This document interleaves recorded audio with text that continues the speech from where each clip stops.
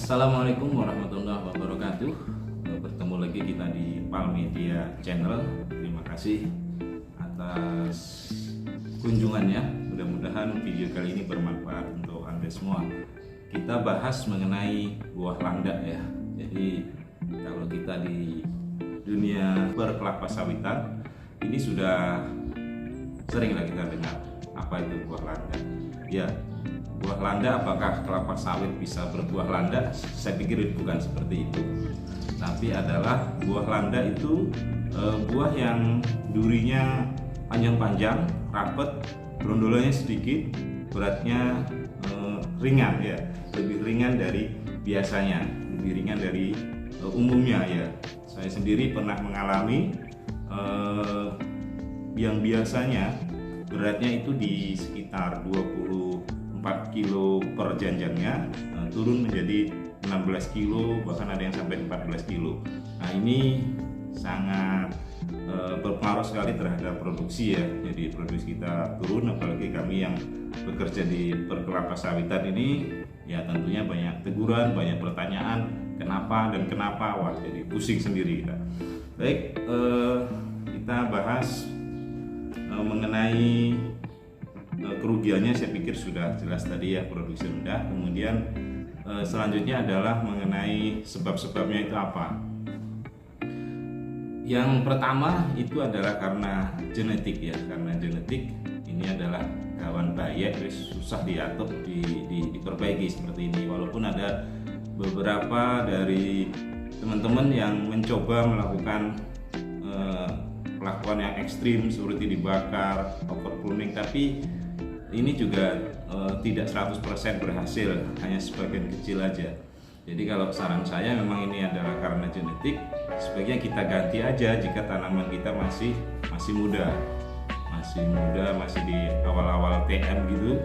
Nah, sudah ada buah-buah yang seperti ini dan diindikasikan bahwa ini memang faktor genetik, sebaiknya cepat disulam, diganti, dibunuh dan disulam, dimatikan ya, bukan dibunuh, kasarnya kok nggak bagus.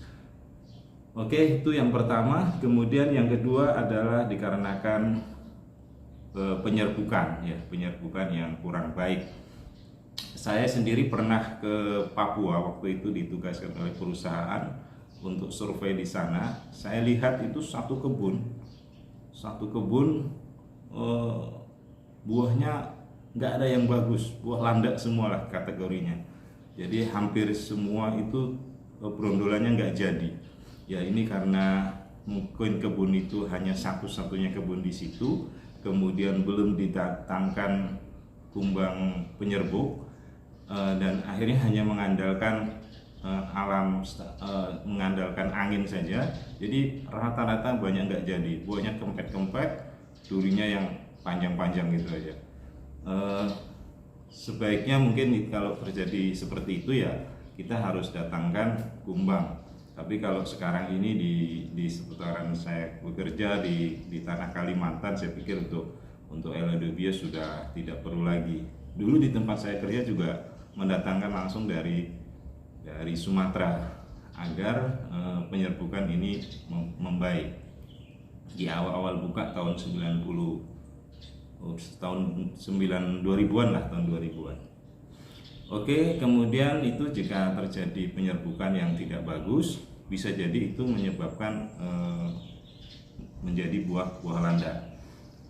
Ada lagi yaitu dikarenakan SPH ya.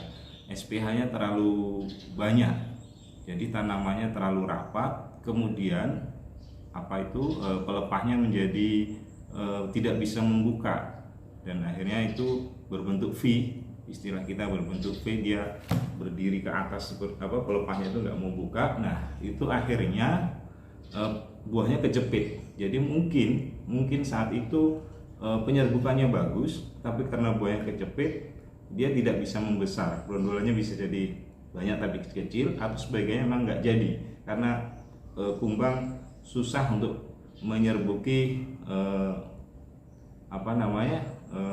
bunga betina yang ada di dalam. Nah ini susah, akhirnya buahnya menjadi kecil, kempet, ya boleh kita istilahkan ini juga buah landa. Jadi kalau seperti itu sebaiknya kita lakukan penjarangan ya. Jadi dikurangilah supaya pencahayaan sinar matahari cukup. Nah itu yang ketiga, jadi tadi genetik, penyerbukan, SPH, dan terakhir cuaca. Ini saya pernah mengalami sendiri. Saya pernah mengalami itu yang tadi di awal saya ceritakan bahwa biji air kami turun sekali, beratnya itu turun sekali, antara 14 sampai 16 kilo saja dari biasanya 20 sampai 24 kilo berjanjang. Nah, ini dikarenakan cuaca ya. Jadi saat itu kemarau cukup panjang. Jadi bunga-bunga yang baru keluar itu di saat tengah-tengah kemarau itu, bunga-bunga yang mau keluar itu mungkin kumbangnya banyak, tapi karena air tidak ada, saat kemarau itu kan air kurang, dia terjadi kekurangan air atau diistilahkan water deficit. Nah, itu tanaman kan berupaya untuk hidup. Jadi air cukup untuk hidup aja, untuk buah dia tidak cukup. Jadi mungkin dipilihlah antara dua, mau hidup atau buah kan gitu. Nah, dipilihlah mungkin dia hidup dulu, yang lebih utama itu. Maka dari itu cuaca ini sangat berpengaruh ya. Mudah-mudahan ini tidak sampai alami. Nah, yang saya alami ini ada di tanah yang berpasir ya. Tanah berpasir, dia cukup mungkin karena tanahnya tidak bisa menyimpan air dengan ekstrim, sehingga tanaman sangat berpengaruh terhadap buahnya.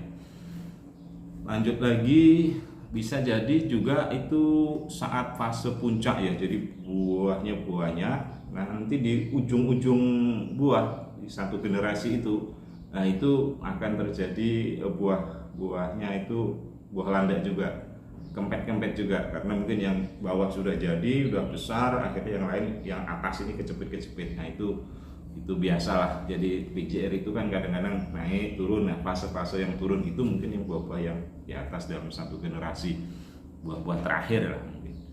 Oke, mungkin itu saja yang bisa saya sampaikan ya. Jadi buah landak itu bisa disebabkan karena genetik, penyerbukan, kemudian SPH, cuaca, bisa jadi karena pupuknya jelek. Nah, cara pupuknya ini, atau pupuknya kurang banget ya, kurang gizi lah soalnya.